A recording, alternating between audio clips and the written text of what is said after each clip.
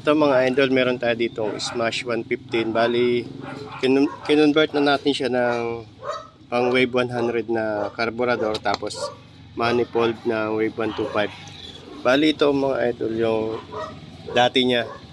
Bali, ang issue talaga nito, walang maayos na minor. Kasi yung dito sa adyasan ng hangin ay nag-stack up na. Ngayon, sinubukan natin tanggalin at natanggal nga natin kahapon. Yan o. Tapos meron na rin siyang thread. Kaso yung dulo ng screw ng hangin, putol na rin siya. Dati na siyang putol at pumara na nga siya doon. No? Kung napapansin nyo, yung makintab na yan, pumara na. Kaso, hindi talaga matanggal kahit anong gawin ko. Ito, binabad ko na nga to sa ultrasonic. Tapos, yan, nilinis pa nga natin yan doon sa ano natin sa aqua blasting. Malinis na yan. Kaso yun lang talaga ang naging problema. Ngayon pinakabit ng may-ari at ano na lang daw, pagtsatsagaan. Kaso ang pangit talaga ng minor mga idol. Nilagyan ko na nga ng ano to dito ng screw. Nilagyan ko rin ng screw na yung mga pang XRM lang wave. Kaso pangit talaga kasi kailangan talaga matanggal yung dulo na yon.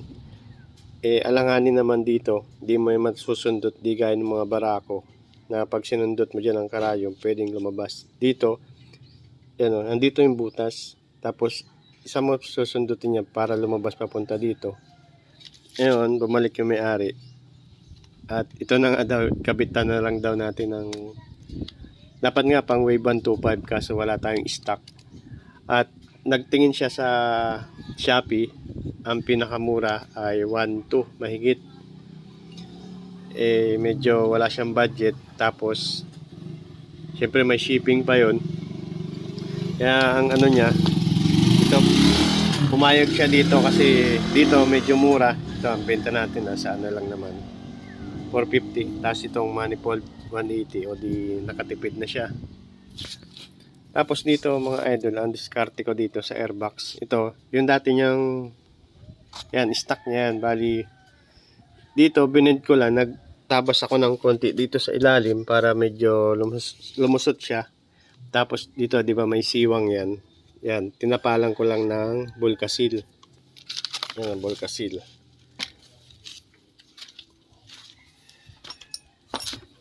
Tapos tinanggal na natin tong ASB niya kasi bumabangga dito Tapos ito yung manifold niya kasi hindi ito pwede, kaya nagpalit din tayo.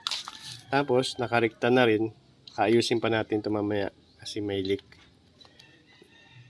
Bali ayan na, nag-double ano tayo. Ito naman yung dati niyang filter. Tapos ngayon sabi ng may-ari meron na daw, okay na daw kasi mayroon ding on-off. Tapos yung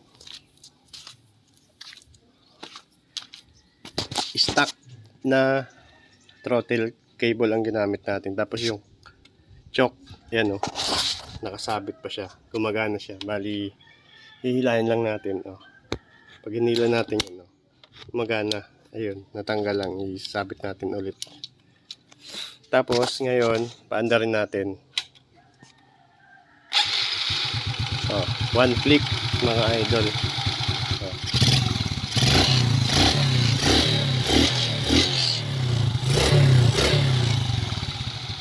Ang ganda ng minor niya. Isa pa. Paanda rin natin. One click na one click.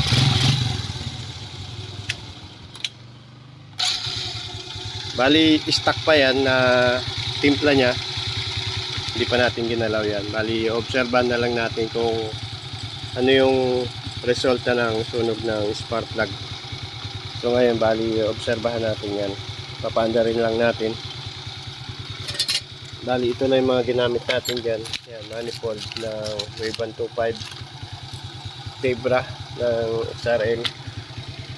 Ito pang ano to pang Wave 100 na dito kaso mas malambot to, kaya yan na rin yung kinabit natin, stock cable.